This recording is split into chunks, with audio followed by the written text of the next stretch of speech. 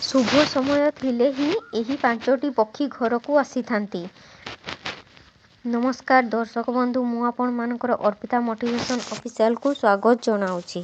आज मु कहिबी जदि एही 5टी पक्षी आपणको घर को प्रतिदिन आसुछंती कि केबे केमिति जदि आसुछंती, आपणको छात उपरे आपण जो किछि खाद्य एवं पानी रखिछंती चढ़ेई माने खाइबे पानी पीबे, सेइथिपई ताहेले पक्षी माने आपणकर छात को आसुछंती। तो को पक्षी माने आपणको छात को आसिले मंगल हबो आपण माने आजी जानी परिबे। एवं को पक्षी माने जदि आपणको छात उपर को आसुछंती, खाद्य ग्रहण करूछंती, पानी पिउछंती, ताहेले आपण भाबिबे जे खूब शीघ्र आपणकर मंगल हेबाकू जाउछि एवं आपणको भाग्य परिवर्तन हेबाकू जाउछि। जानिबा पई भिडियोटी संपूर्ण। पशु पक्षी मानक ठारू आमको बहुत किछि शुभ एवं अशुभ जानिबाकू मिलिथाय। आपण माने जानिथिबे निहाती जे गाई आम घर को आसिले ताहा एक शुभ सूचना। ठीक सेहीपरि केतेको पक्षी अछंती, सेमाने मध्य आम घर को जदि आसुचंती प्रतिदिन, ताहले शुभ होइथाय। खाद्य खाइबा पई कि पानी पीबा पई आपण माने जहा रखिछंती छात उपरे हो कि आपणकर घर अगणारे किछि खाद्य रखिछंती, पानी रखिछंती, जदि पीबा पई आसुछंती, ताहेले एहा बहुत शुभ अटे। एही केते गुड़िए पक्षी जदि आपणकर घर को प्रतिदिन आसुचंती, ताहेले शुभ होइथाय। को पक्षी गुड़ाक आज आपनको मु कहिबी। देखंतु जेमिति आम घर पई पानी खाद्य, जेमिति आम मानक पई पानी खाद्य जरूरी, ठीक सेहीपरि आम पाखा पाखी रे थिबा पशु पक्षी गछ लता जीव जगत समस्ते को पई पानी एवं खाद्य जरूरी। खाली मनीष समाज रे धरापृष्ठ रे तिष्टि रही पारिबो नाही। समस्ते पशु पक्षी जीव जंतु रहिबा दरकार। जंगल रहिबनी ताहेले हुए तो आमे भी रही पारिबानी। तो आमे समस्ते रहिबा निहाती दरकार। तेबे मात्र एही 5टी पक्षी जदि आपणको छात उपरे रखिथिबा खाद्य एवं पानी को जदि आसिकी ग्रहण करंती, ताहेले आपणको भाग्य उदय ହେଲା बोली जानंतु। तेबे बड़ भाग्यवान होइथांती सेही व्यक्ति माने जो व्यक्ति मानंको घर को एही 5टी पक्षी आसिकी खाद्य किंबा जल ग्रहण करिथांती। एही सबु को पक्षी माने एवं तांकर संकेत आज मु आपण मानकू कहिबी। एवं माँ महालक्ष्मी को विशेष करुणा कृपा रहिछि बोली शास्त्र मध्य मत देइथाय। एही पक्षी गुड़ी को आपणको घर को आसीबा माँ महालक्ष्मी को आपणको घर को आसीबा सहित समान। एही सबु पक्षी माने आपणको घर को आसीबा माँ महालक्ष्मी एवं नारायण को देखिबा सहित समान। प्रथम पक्षीटी हेला नीलकंठ पक्षी, जहाँकि आपण चित्र रे देखि पारुचंती। एही चढ़ेईटी बा एही पक्षीटी हेला जदि आपणको घर को केबे ना केबे आसीथिबो, अचानक आसी आपणको घरे माने छात उपरे आपण जो खाद्य पानी रखिछंती, जदि आसिकी से खाद्य ग्रहण करे, पानी ग्रहण करे, ताहेले आपणकर भाग्य उन्नतिर संकेत। एही पक्षी उपरे भगवान शिवंकर विशेष कृपा रहिछि बोली विश्वास करा जाए। स्वयं शिवंको ठारू करुणा मिलिबो सहित समान। बहुत भाग्यशाली होइथांती आसिकी खाद्य ग्रहण करिथिले एही पक्षी माने। ताहेले तो अति उत्तम कथा। खाली एही पक्षीटी देखिबा मात्रे आपणकर कष्ट बहुत दूर हेइजिबो। କଷ୍ଟରୁ ଆପଣଙ୍କୁ ମୁକ୍ତି ମିଳିବ ଏବଂ ଏହି ପକ୍ଷୀଟି ବହୁତ କମ୍ ଲୋକଙ୍କ ଘରକୁ ଆସେ ଏବଂ ଖାଦ୍ୟ ପାଣି ଗ୍ରହଣ କରେ। ଯଦି ଆପଣଙ୍କ ସହିତ ଏମିତି କିଛି ହେଉଛି ତେବେ ନିଶ୍ଚୟ ଆପଣ ଏହି ପକ୍ଷୀଟିକୁ ଖାଇବାକୁ ଦିଅନ୍ତୁ।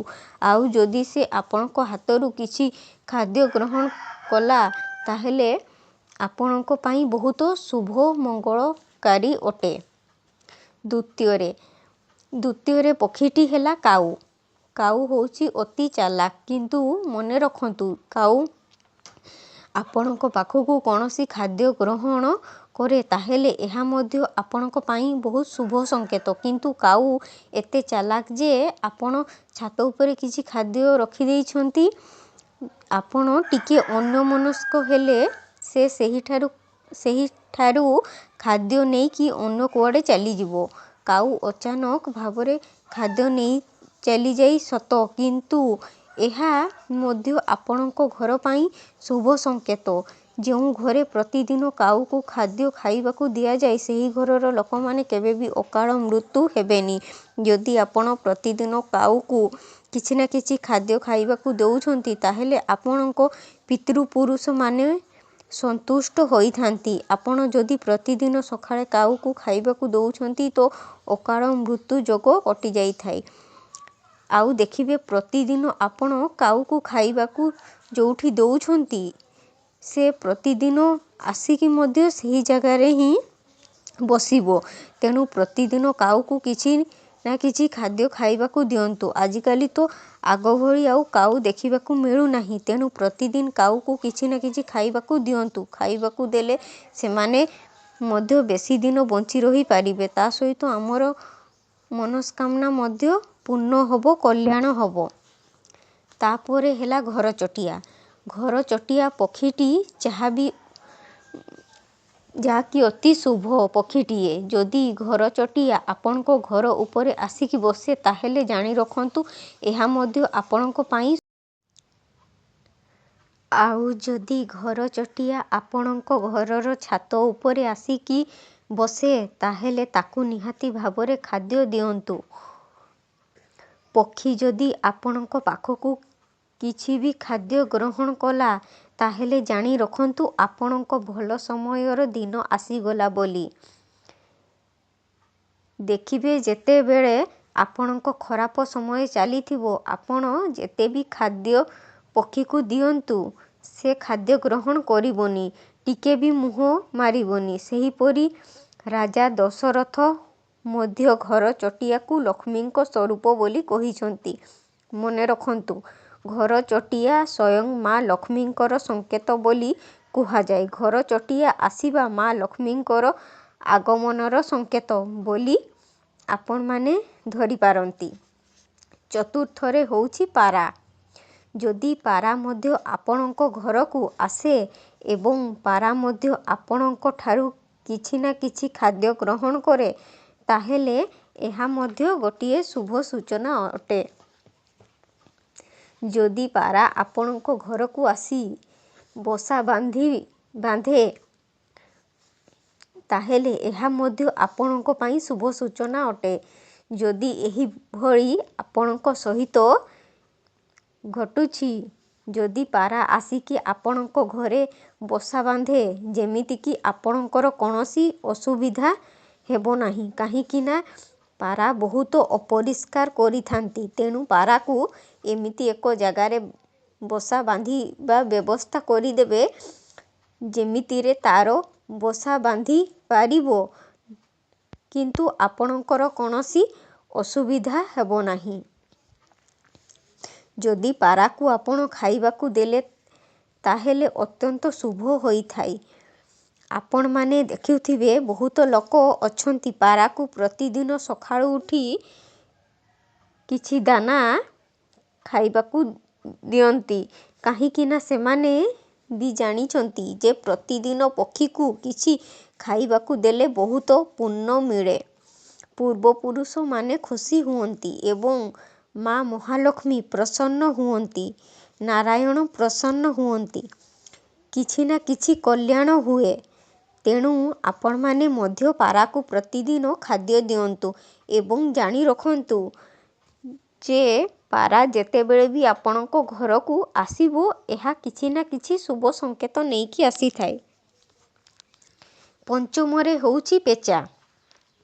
ଆପଣ ଯଦି ଘରେ ପେଚା ଦେଖୁଛନ୍ତି ତାହେଲେ ଅତି ଶୁଭ ଅଟେ, କିନ୍ତୁ ଆପଣ ଯଦି ଧଳା ପେଚା ଦେଖୁଛନ୍ତି ତାହେଲେ ଏହା ଶୁଭ ଅଟେ ଏବଂ ଯଦି ଆପଣ ସକାଳ ଟାଇମ୍ରେ ଦେଖୁଛନ୍ତି ତାହେଲେ ମଧ୍ୟ ଶୁଭ ଅଟେ।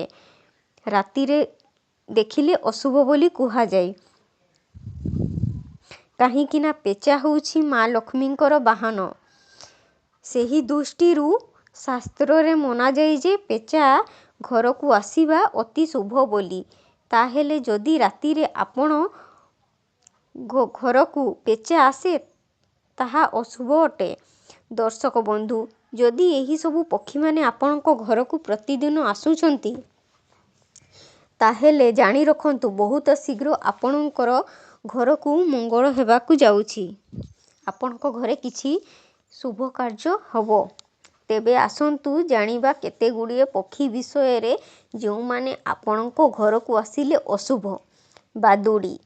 ଯଦି ବାଦୁଡ଼ି ଆପଣଙ୍କ ଘରକୁ ଆସେ ତାହେଲେ ଆପଣ ଜାଣି ରଖନ୍ତୁ ଏହା ବଡ଼ ସଙ୍କଟ ନେଇକି ଆସେ। ବାଦୁଡ଼ି ପଶିଲେ କିଛି ନା କିଛି ଅନିଷ୍ଟ ହୁଏ, ତେଣୁ କେବେ ବି ଆପଣ ଘରକୁ ବାଦୁଡ଼ିକୁ ପ୍ରବେଶ କରାଇବାକୁ ଦିଅନ୍ତୁ ନାହିଁ ଭୁଲରେ ବି। କିଛି ତ ଆପଣଙ୍କର ଖରାପ ନିଶ୍ଚୟ ହେବ।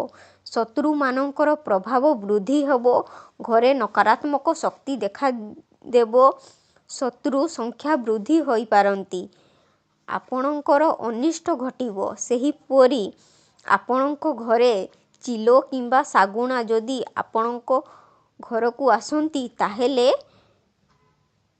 ଅଚାନକ ଧନ ପ୍ରାପ୍ତିର ସୂଚନା ଦେଇଥାଏ। ଯେକୌଣସି ଉପାୟରେ ଆପଣଙ୍କ ଘରେ ଧନ ଧାନ୍ୟରେ ପୂରି ଉଠିବ। ମା ଲକ୍ଷ୍ମୀ ସ୍ୱୟଂ ପ୍ରସନ୍ନ ହୋଇଥାନ୍ତି। ଆପଣଙ୍କର କୌଣସିଥିରେ ଅସୁବିଧା ହେବନି। ସବୁ କାର୍ଯ୍ୟରେ ଜୟଯୁକ୍ତ ହେବେ, ସବୁ ସିଦ୍ଧି ହେବ। ତେବେ ଏହା ଥିଲା ପକ୍ଷୀ ଘରକୁ ଆସିବାର ଶୁଭ ସଂକେତ। ଆଶା କରୁଛି ଆଜିର ଏହି ଭିଡ଼ିଓଟି ଆପଣଙ୍କୁ ବହୁତ ଭଲ ଲାଗିଥିବ। ପୁଣି ଥରେ ଗୋଟିଏ ନୂଆ ଭିଡ଼ିଓ ସହିତ ମୁଁ ଆସିବି। ନମସ୍କାର।